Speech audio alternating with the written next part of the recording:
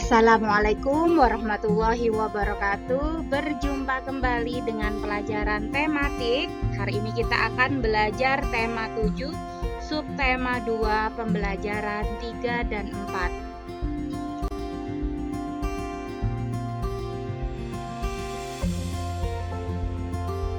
Materi yang akan kita pelajari hari ini adalah mengidentifikasi teks narasi sejarah melalui pertanyaan dan menuliskan kesimpulan.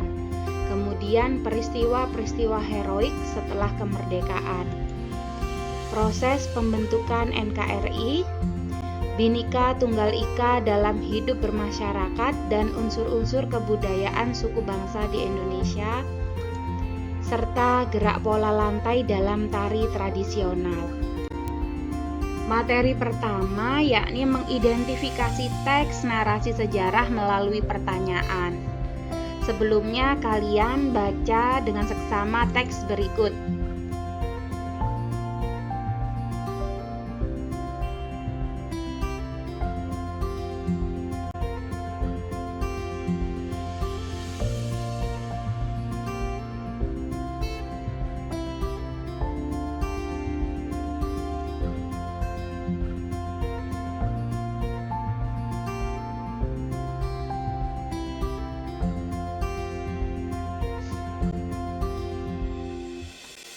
Berikut lanjutan teksnya.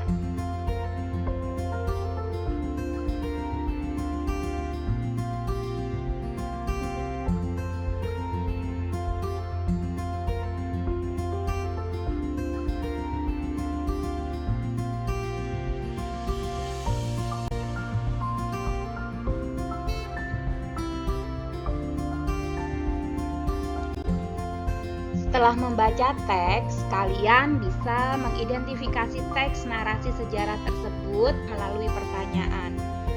Nah, di sini ada contoh kata tanyanya. Kalian bisa melengkapi kemudian menjawab pertanyaan yang sudah kalian buat. Nah, di sini ini merupakan pertanyaan yang bisa kalian buat dari teks yang sudah kalian baca tadi.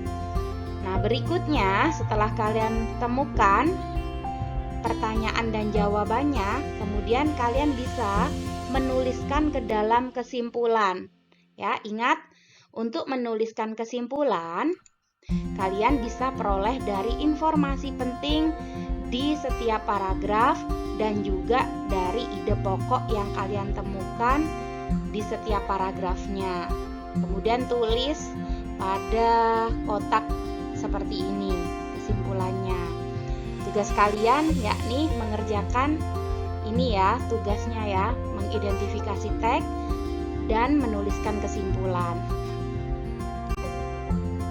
Dari teks yang kita sudah baca tadi, kita bisa ketahui Bapak Proklamator sekaligus Presiden Republik Indonesia yang pertama adalah Bapak Insinyur Soekarno. Nah, setelah kemerdekaan banyak terjadi peristiwa-peristiwa heroik. Salah satunya yakni peristiwa 10 November 1945. Adapun yang melatar belakangi adalah tewasnya pemimpin tentara sekutu Brigadir Jenderal AWS Malabi, yang hal tersebut membuat sekutu mengeluarkan ultimatum yang mengharuskan semua pemimpin dan pemuda di Surabaya menyerahkan senjatanya dan juga menyerahkan diri. Dikarenakan bangsa Indonesia dan juga pemuda-pemudanya menolak ultimatum tersebut, sehingga tanggal 10 November terjadi pertempuran sengit antara tentara sekutu dan rakyat Surabaya. Nah, pertempuran tersebut dipimpin oleh Bung Tomo. Pertempuran tersebut dipimpin oleh Bung Tomo sebagai pemimpin barisan banteng. Kemudian pidato beliau yang berapi-api membakar semangat rakyat Surabaya. Selain Bung Tomo, ada juga tokoh lainnya yakni Raden Mas Suryo selaku Gubernur Jawa Timur dan Kolonel Sungkono. Ya. Nah, dari pertempuran 10 November tadi akhirnya diperingatilah sebagai Hari Pahlawan yang kita sering peringati setiap tanggal 10 November. Peristiwa-peristiwa heroik lainnya adalah Pertempuran Ambarawa. Pertempuran Ambarawa terjadi pada tanggal 20 November sampai dengan 15 Desember 1945 di Ambarawa, Jawa Tengah. Adapun yang melatar belakanginya adalah tentara sekutu yang melanggar perjanjian keamanan untuk melucuti senjata tentara Jepang yang sudah kalah di wilayah Jawa Tengah. Nah, pada tanggal 26 November 1945, pimpinan pasukan TKR yakni Letnan Kolonel Isdiman gugur. Kemudian pimpinan diambil alih oleh Kolonel Sudirman. Pada saat itu beliau menjabat sebagai seorang Panglima Divisi 5 Banyumas.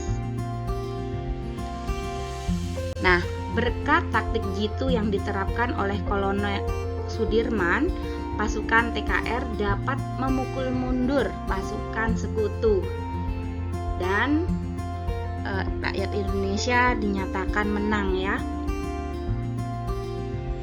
Nah, sehingga pada tanggal 15 Desember diperingati sebagai Hari Infanteri, dan di Ambarawa sendiri didirikan monumen Palagan Ambarawa untuk memperingati atau mengenang jasa-jasa pahlawan. Berikutnya adalah Bandung Lautan Api. Pada tanggal 21 November 1945, tentara sekutu mengeluarkan ultimatum pertama untuk mengosongkan Bandung bagian utara. Tetapi peringatan ini tidak dihiraukan oleh para pejuang Indonesia, sehingga terjadi pertempuran di Bandung Utara yang menyebabkan kekalahan rakyat Indonesia. Nah, pada tanggal 23 Maret 1945 terjadilah peristiwa Bandung Lautan Api. Nah, apa yang menjadi hal atau latar belakang ya? Yang menjadi latar belakang adalah ultimatum dari tentara sekutu untuk mengosongkan Bandung Selatan. Nah, adapun tokoh-tokohnya adalah Muhammad Toha dan Kolonel A.H. Nasution. Kemudian Bandung Selatan dibakar agar tidak dapat dipakai oleh musuh, dan peristiwa ini dikenal dengan istilah Bandung Lautan Api. Berikutnya adalah proses pembentukan NKRI, Negara Kesatuan Republik Indonesia. Setelah dibubarkannya BPUPKI pada tanggal 7 Agustus 1945, maka dibentuklah Panitia Persiapan Kemerdekaan Indonesia yang kita kenal dengan istilah PPKI, diketuai oleh Insinyur Soekarno dan memiliki beberapa tugas utama, yaitu yang pertama, meresmikan pembukaan dan batang tubuh Undang-Undang Dasar 1945, kemudian melanjutkan hasil kerja BPUPKI, dan yang ketiga, mempersiapkan segala sesuatu yang berhubungan dengan masalah ketatanegaraan bagi negara baru, yaitu Indonesia. Nah, sedangkan untuk menjalankan tugas-tugasnya tersebut, maka PPKI segera menggelar beberapa sidang, yakni yang terjadi pada tanggal 18 Agustus 1945. Adapun hasilnya adalah yang pertama, menetapkan dan mengesahkan Undang-Undang Dasar 1945 dan memilih dan mengangkat Insinyur Soekarno dan Muhammad Hatta sebagai presiden dan wakil presiden. Kemudian pada sidang tanggal 19 Agustus 1945, adapun hasilnya yakni membentuk 12 kementerian dan 4 menteri negara.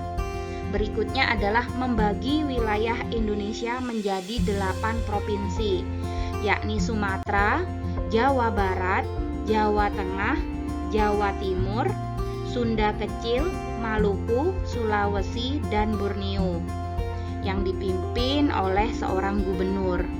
Kemudian pada tanggal 22 Agustus 1945, adapun hasil sidangnya adalah membentuk KNIP, yakni Komite Nasional Indonesia Pusat, sebagai pembantu presiden sebelum lembaga-lembaga negara yang sesuai Undang-Undang Dasar 1945 terbentuk secara resmi. Kemudian terbentuknya 3 badan sebagai wadah perjuangan, yaitu Komite Nasional Indonesia yang disingkat KNI, kemudian Partai Nasional Indonesia yang disingkat PNI, dan Badan Keamanan Rakyat yang disingkat BKR, yang memiliki tugas menjaga keamanan dan ketertiban umum di bawah koordinasi KNI. Bhinneka Tunggal Ika dalam hidup bermasyarakat dan unsur-unsur kebudayaan suku bangsa di Indonesia. Arti dari Bhinneka Tunggal Ika sendiri adalah berbeda-beda tetapi tetap satu. Keragaman masyarakat yang ada di lingkungan sekitar hendaknya disikapi dengan menerapkan hidup rukun dalam kehidupan sehari-hari. Nah, perwujudan kerukunan dan persatuan di masyarakat salah satunya yakni dengan bergotong royong. Ya. Gotong royong dilakukan tanpa memandang agama, kemudian suku, budaya, ras, golongan. Ya, berikutnya adalah membantu korban bencana alam. Ya, ketika kita membantu, kita tidak melihat agama mereka apa, suku mereka apa, tetapi siapa yang membutuhkan pada saat itu. Berikutnya adalah membersihkan lingkungan sekitar. Ya, kita bersama-sama. Kemudian dari keragaman masyarakat yang ada, salah satunya adalah kebudayaan yang beragam, dan kebudayaan sendiri memiliki unsur-unsur yang salah satunya yakni kepercayaan. Di Indonesia mengakui 6 agama dan juga menjamin kebebasan masyarakat Indonesia untuk memeluk dan beribadah sesuai keyakinan masing-masing. Kemudian unsur berikutnya yakni mata pencaharian. Kenampakan alam yang beragam mempengaruhi keragaman mata pencaharian masyarakat Indonesia. Misalnya, yang di dataran rendah bisa menjadi petani, ya. Kemudian yang hidup di dataran tinggi bisa sebagai peternak. Kemudian yang di daerah pesisir bisa menjadi seorang nelayan. Nah, itu adalah contoh dari unsur-unsur kebudayaan yakni mata pencaharian. Kemudian yang ketiga adalah teknologi dan peralatan. Perkembangan teknologi dan peralatan di Indonesia merupakan hasil kreativitas masyarakat yang disesuaikan dengan budaya setempat. Unsur berikutnya adalah pengetahuan. Masyarakat menggunakan ilmu pengetahuan sebagai suatu cara untuk mengatasi berbagai kesulitan dalam hidupnya. Berikutnya bahasa daerah, ya. Seperti yang kita ketahui, banyak sekali bahasa daerah di Indonesia. Ada bahasa Tengger, bahasa Baduy, bahasa Jawa, bahasa Sunda, Betawi, bahasa Papua. Nah, sarana komunikasi yang digunakan oleh masyarakat di suatu daerah itu yang disebut bahasa daerah.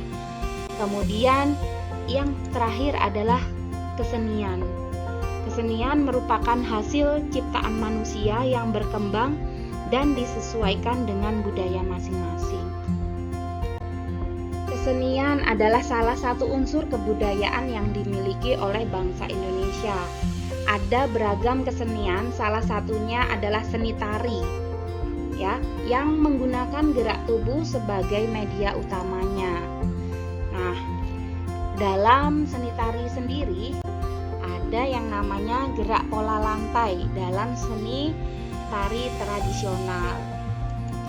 Nah, tari tradisional sendiri ada yang bermakna tentang kepahlawanan. Ada 2 jenis tari, yakni tari kancet dari Kalimantan dan juga tari cakalele dari Maluku.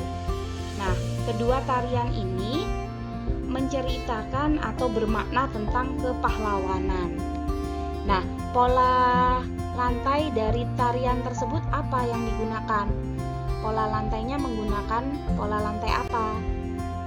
Ya seperti yang kita lihat, tari kancet menggunakan pola lantai lurus ke samping dan tari cakalele menggunakan pola lantai melingkar.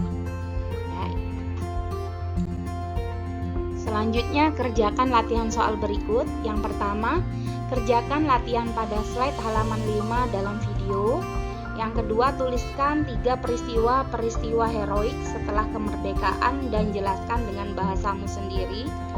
Kemudian yang ketiga, tuliskan kegiatan di masyarakat yang mencerminkan semboyan Bhinneka Tunggal Ika. Selamat mengerjakan. Alhamdulillahirabbil alamin, materi kita sudah selesai untuk hari ini. Terima kasih sudah menyimak dengan baik. Dan Ibu akhiri, wassalamualaikum warahmatullahi wabarakatuh.